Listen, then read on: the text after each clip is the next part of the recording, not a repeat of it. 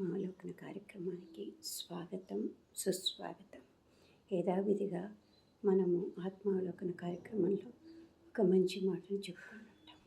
ఈరోజు మనం మాట్లాడుకునేది ఫెయిత్, నమ్మకం.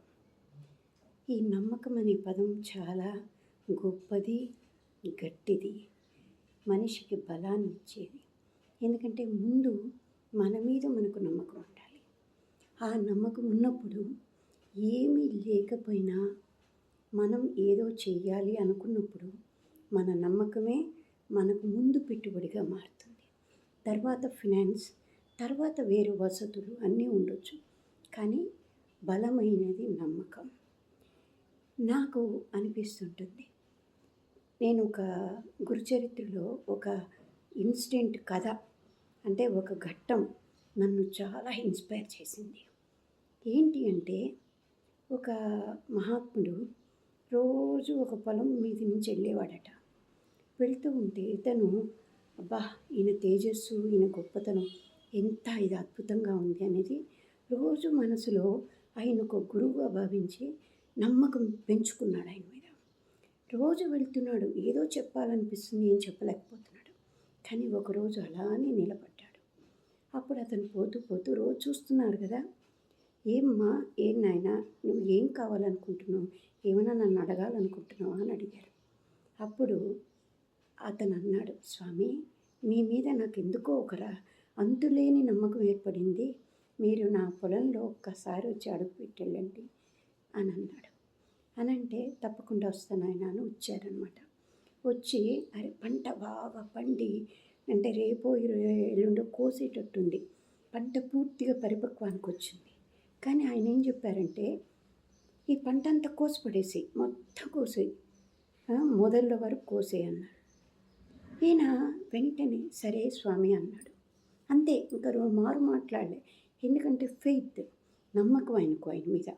అందుకని అన్నాడు, కోయించేశాడు. భార్య, పిల్లలు, అందరూ బంధువర్గం, ఊళ్ళో వాళ్ళు అందరూ ఎన్నో నానా విధాలుగా అన్నారు, ఏంది నువ్వు చేస్తున్న పని, చేతికి వచ్చిన పంటను పోగొట్టావు, ఇంక ఈ సంవత్సరం అంతా మనం ఎలా బతుకుతాము అన్నారు.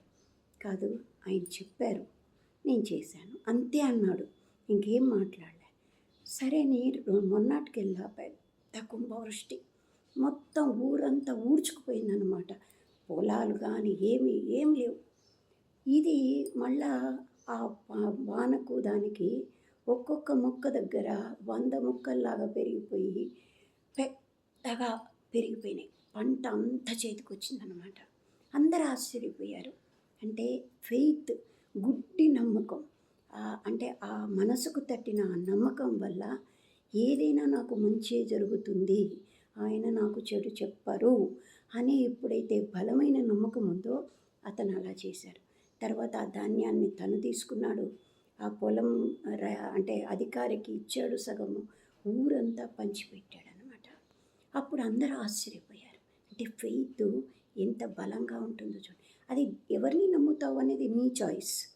నీకు మనసుకు తృప్తినిచ్చిన వారిని నమ్ము, దేవుణ్ణి నమ్ము. అంటే ఆ శక్తి నీకు డబల్ ఎనర్జీని ఇస్తుంది, నువ్వు చేసే పనికి ఇదవుతుంది.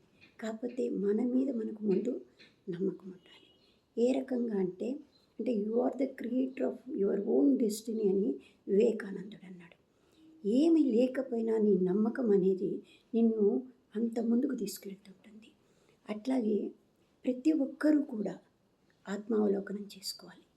నేను చెయ్యగలను, ఏమీ లేని చోట కూడా ఏది ఉందో దాన్నే పెట్టుబడిగా పెట్టుకొని నా కృషితో, నా ఆలోచనతో, నా మనసు మీద సంకల్పంతో చేయగలుగుతాను అని ఎప్పుడైతే నమ్మకం ఉంటుందో తప్పకుండా అది మంచికి దారితీస్తుంది, అభివృద్ధికి దోహదం చేస్తుంది, పీస్ ఆఫ్ మైండ్కి కూడా సహకరిస్తుంది. అందుకే ప్రతి ఒక్కరం కూడా ఏది ఉందో దాన్ని నమ్మకంతో చేయాలి. మనల్ని మనం అభివృద్ధి చేసుకోవాలి. అవి లేవు, ఇవి లేవు, అందుకే నేను చేయలేదు అంటే నీ మీద నమ్మకం కొంత తగ్గినట్టు కాదు. ఏమి దొరికిందో దాంతో చేయడం అనేది నమ్మకం. అలానే ఇంకొకరి వ్యక్తుల్లో కూడా ఒక వ్యక్తి మీద ఒక వ్యక్తికి నమ్మకం, అది వన్ వే ట్రాఫిక్ అయితే జరగదు. మనసును వాళ్ళు ఎలాంటి వాళ్ళు, ఏం చేస్తున్నారు, ఇది కరెక్టా రాంగా అన్నప్పుడు తల్లిదండ్రులు ఇంతకుముందు రోజుల్లో గుడ్డిగా నమ్మేవాళ్ళు. ఎందుకంటే వాళ్ళు నాకు చెడు చెయ్యరు, అంతే, మంచే చేస్తారు. అందుకని ఏం చెప్పినా నేను నమ్మితే చాలు, అది నాకు నా అభివృద్ధికి కారణమవుతుంది అనుకునేవారు. కానీ కాలక్రమంలో మారుతున్నాయి, స్వశక్తిగా అన్ని ఆలోచనలు వస్తున్నాయి కాబట్టి మారింది. మారినా, కాలం మారినా పద్ధతులు మారకూడదు, మనసులు మారకూడదు. అన్నీ మారుతున్నాయి. మనలో ఉండే రక్తం మారుతోందా? మారట్లేదు కదా. అందుకని ఫెయిత్ ఏదైనా మనం బర్డెన్ ఆఫ్ ప్రూఫ్ అంటారు లీగల్గా కూడా. అంటే ఎవరం తప్పు చేశామో వారి మీద ఉంటుంది ఆ నమ్మకం కలిగించడం ఎదుటి వ్యక్తికి కదా. నమ్మేవారు ఉన్నప్పుడు నమ్మారు కదా అని మనం వాళ్ళని బాధ పెడితే ఎట్లా? కాదు.